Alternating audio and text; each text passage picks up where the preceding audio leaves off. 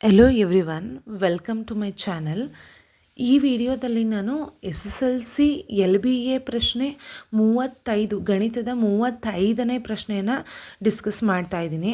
ಇದರಲ್ಲಿ ಕೊಟ್ಟಿರೋ ಪ್ರಶ್ನೆ ಏನಪ್ಪ ಅಂತ ಹೇಳಿದ್ರೆ, 24 ಮೀಟರ್ ಮತ್ತು 36 ಮೀಟರ್ ಉದ್ದವಿರುವ ಸಲಾಕೆಗಳನ್ನು ಪೂರ್ಣವಾಗಿ ಅಳೆಯಬಹುದಾದ ಸಲಾಕೆಯ ಗರಿಷ್ಠ ಉದ್ದವನ್ನು ಕಂಡುಹಿಡಿಯಿರಿ ಅಂತ ಕೊಟ್ಟಿದ್ದಾರೆ.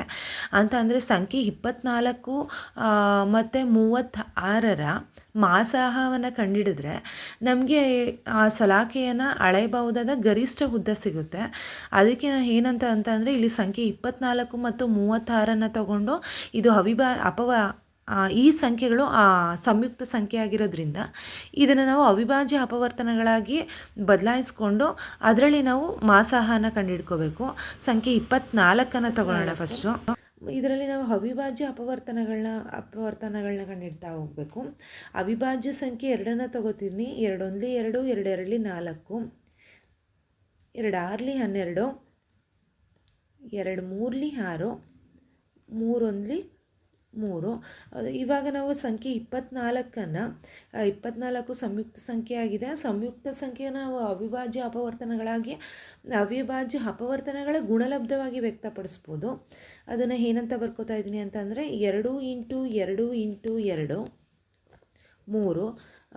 2 3 ಸಲ ಬಂದಿರೋದ್ರಿಂದ 2⁻³ ಇಂಟು 3⁻1 ಅಂತ ಬರಿಬೋದು. ಸಂಖ್ಯೆ 36ನ್ನು ತಗೋತಾ ಇದ್ದೀನಿ. ಮತ್ತು ಅವಿಭಾಜ್ಯ ಸಂಖ್ಯೆ 2 ತಗೋತಾ ಇದ್ದೀನಿ. 2 1 2, 2 8 16, 2 9 18, 3 3 9, 3 1 3. ಸಂಖ್ಯೆ 36ನ್ನು ನಾವು 2 × 2, 3 × 3 ಅಂತ ಬರಿಬೋದು. ಇದನ್ನು 2⁻2, 3⁻2 ಅಂತ ಬರಿಬೋದು. ಮತ್ತು ಇವಾಗ ನಾವು 24 36ರ ಮಾಸಾಹವನ್ನು ಬರಿಬೇಕು. ಮಾಸಾಹ 24, 36 ಅಂತ ಹೇಳಿದ್ರೆ, ಅಂದರೆ ಮಾಸಾಹ ಅಂತ ಹೇಳಿದ್ರೆ ನಮಗೆ ಗೊತ್ತಿದೆ, ಎರಡರಲ್ಲೂ ಒಂದೇ ರೀತಿ ಸಂಖ್ಯೆ ಬಂದಿರೋದನ್ನು ಬರ್ಕೋಬೇಕಾಗತ್ತೆ. 2ರಲ್ಲೂ 2 ಬಂದಿದೆ ಮತ್ತು 3 ಬಂದಿದೆ.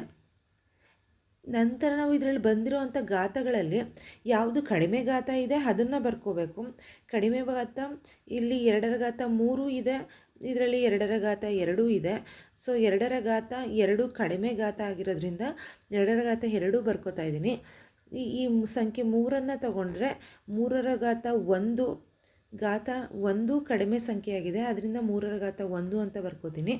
2⁻2 ಇಂಟು 3⁻1 ಅಂತ ಹೇಳಿದ್ರೆ 12 ಆಗುತ್ತೆ.